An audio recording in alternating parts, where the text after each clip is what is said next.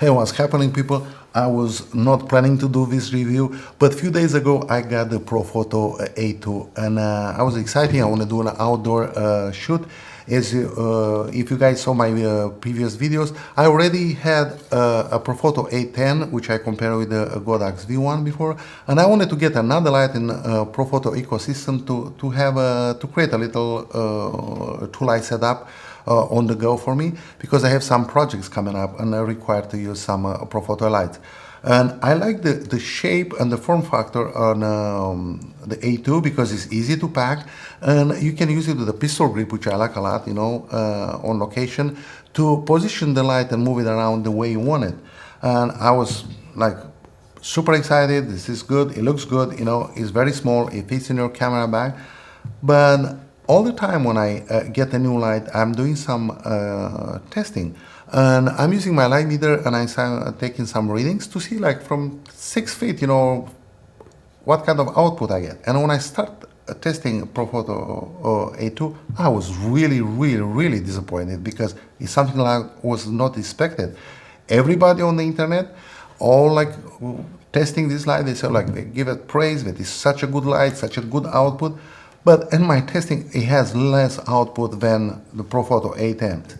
And of course, I have to throw it against the direct competitor, the Godox 100, Explore 100.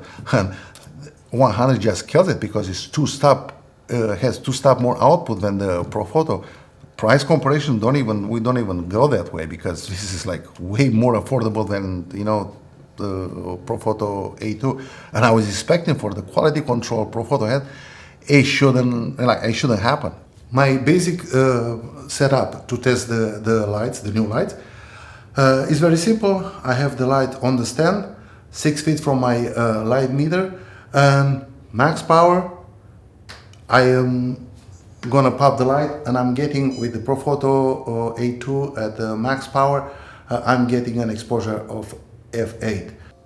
Now testing the Profoto A10, which is a 70-80 watts flash at the same distance at max power. If I pop the flash, I'm getting an exposure of 11.9. Testing the Explore 100, which is the direct competition for Profoto A2, being 100 watts flashed with the same specs like Profoto A2. When we're testing this at full power, I'm getting an exposure of 16.2. It is, this is a way cheaper flash. Why, you have 2 more stops of light, than the high-end Profoto. In the battle of the small flash, the 100 watts flashes, Godox 100 wins hands down. When I compare the V1 and Profoto A10, was just the price difference was like the big factor for me, but everything else kind of like stayed the same. Was no big difference. Maybe a little bit more easy handling on the Profoto, but here, of course, the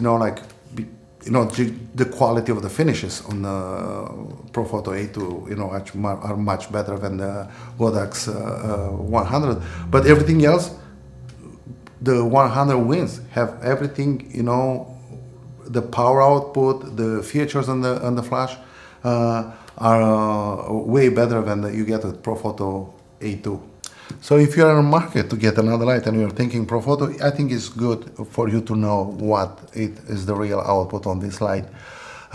In my next videos, I'll try to do an outdoor shoot with these lights. I'm gonna do some shooting with the Profoto, some with the Godox outdoors, to see how they work and which one is easier to handle.